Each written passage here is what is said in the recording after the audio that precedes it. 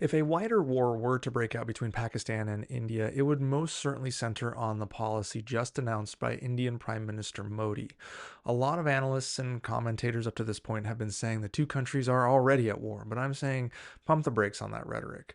We've seen this before. In 2019, during the Balakot conflict, there was actually more violence. Airstrikes were exchanged, a pilot was captured, 47 people were killed.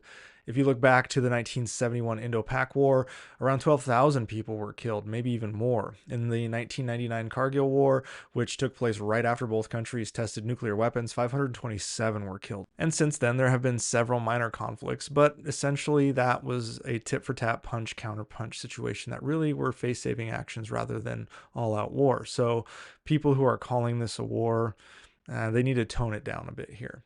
Nonetheless, this could absolutely become a war because India has now suspended the Indus Waters Treaty indefinitely and has announced that it will halt the flow of water to Pakistan. Losing access to water is the kind of issue that leads countries to war. The Indus Waters Treaty, signed in 1960, has survived major conflicts in the past, worse conflicts than we're seeing right now, even. It was one of the few things India never used as leverage. That's changed, apparently. India controls the headwaters of the Indus Basin rivers, and by closing dam gates or redirecting water, it can drastically reduce the flow to Pakistan. The sluice gates at the Baglahar and Salal dams on the Chenab River have already been partially shut, which is reportedly cutting water flow by up to 90% into Pakistan. Similar actions are under consideration at the Kishanganga Dam, and India is moving ahead with reservoir projects to increase its own water storage. Though some of these moves are framed as environmental or maintenance related, their timing and coordination clearly suggest a strategic effort to disrupt Pakistan's agriculture during a key growing season. Pakistan is highly vulnerable to this kind of pressure. About 90% of its food production depends on the Indus Basin waters, especially crops like wheat, rice, and cotton. Hydropower from the Indus system is also vital, and low river flow could trigger blackouts.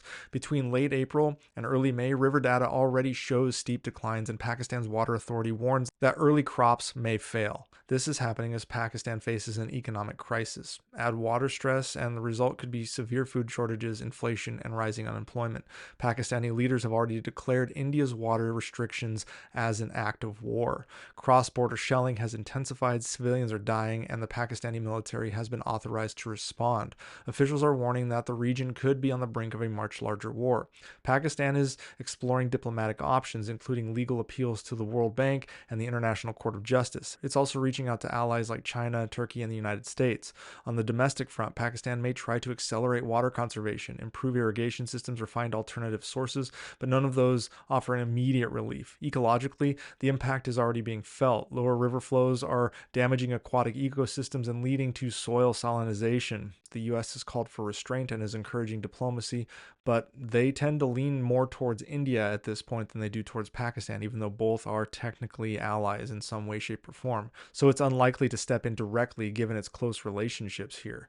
China, Pakistan's main strategic partner, is also urging calm and offering economic and technical support, but they don't want to anger India either because they're trying to improve relations in the face of withering relations with the United States. So that may limit how far China is willing to go as well. So water is now the flashpoint. And in a region where both countries have nuclear weapons, the risk of war is no longer about territory or missiles alone. It's about that water. And if this policy of restricting water to Pakistan continues, it will lead to a major war, more so than lobbing missiles and artillery at each other.